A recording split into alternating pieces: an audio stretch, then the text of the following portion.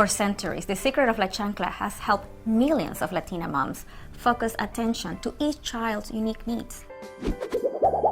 Welcome back. Fino here with a look at the real hero of Banner 2, Raikou Lancer. She's a 4-star Buster Quick hybrid and a devastating if single-minded attacker. Let's take a closer look. Oh, you meant her skills. Alright, fine. Skill 1 is the Shadow Prefect. This one's a clutch star absorption and crit buff. Hold it in reserve for a big damage turn. Pretty simple. Skill 2 is Cast Iron Yo-Yo. It's a targeted Buster amp with a debuff cleanse. The latter has some applications, but the Buster buff is the real draw. Usually I find myself just putting it on her, but the flexibility is nice, I guess. Skill 3 is Summer Catastrophe EX. It's a party-wide attack and star gen buff. Yet another offensive tool. Raikou's Noble Phantasm is Shakudai Kanin Kongosho. This one's a single target Buster attack that ignores defense and gives flat stars an overcharge, starting with 20 at 100%.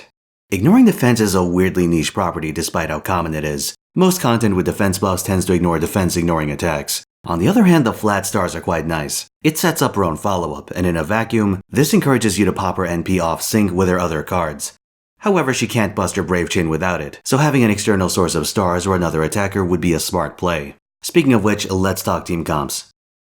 Raikou works with 3 of the 4 major supports. Her crit focus and lack of defensive tools lends her to Merlin in particular, who gives her an out against enemy NPs. Passive health and meter, also a big plus. Failing that, you can opt for Waver to get a faster start while keeping some level of defense. You can also run her with Scotty, but you're missing out on the big benefit of a Scotty team, NP looping. She's pretty much a second or third Waver in this team, 50% battery with some offensive buffs. Raikou's total lack of defense makes her vulnerable, especially in longer fights. Running supports like these can give her longevity while amplifying her massive burst damage. With 2030s, you can get a lot of sustained damage as well. Next up, we have some assorted synergies for a primary attacker build. For example, Danzo fits her deck while giving hard outs to enemy NPs. Elizabeth has the same class, a 2-stack buff, and defense debuff to extend Raikou's kill range. And Leonidas gives a Buster buff while taking pressure off Raikou. With Ox King, Merciless One, or something along that vein, he can provide utility even if he dies right away. If you're a weirdo who likes keeping Beefcake alive, Thermopylae and Emotia gives 25 stars every time it goes off. Not a bad deal. For your third slot, you have quite a few options. In addition to the usual suspect, Hans, Shakespeare, and Osakabe Hime all synergize with Raikou to some degree, whether in charge donation, defensive buffs, or damage. Oki in particular has a buff purge to make a path. Her upgraded NP has a quick Buster combo buff, which in addition to her survivability perks, makes her a good combo. As long as you can keep the NPs coming, that is. Finally, let's go over Summer BB. Her handlock ability is great for support-heavy teams, since you just need one good Brave Chain for several turns of high damage. If you get screwed, she's also a formidable crit attacker who can suck up stars. A strong choice.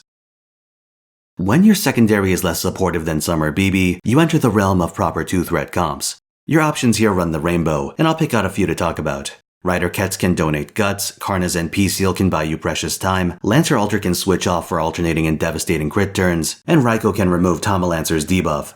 Brynhildr stands out as a competitive combo. Post-upgrade, she can donate a multi-turn star absorption and crit damage buff, which gives Raikou more consistency. That's really good just before deck reset turns. If you get 2 Raikou turns in a row, you've hit the jackpot.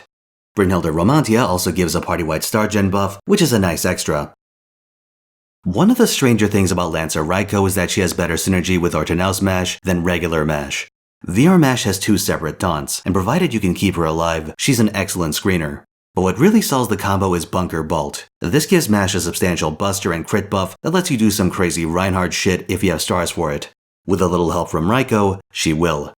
This lets you run a rickety switch-hitting team with defensive utility. But there's a catch. One of the things that makes Ortenaus Mash not so great is the fact that she loses her on-demand party-wide defense buff. That and her insane NP gain.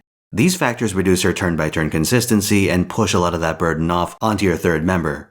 In this particular case, Waver's probably the one you want. He's an arts character with an on-demand defense buff and an art stack retaining.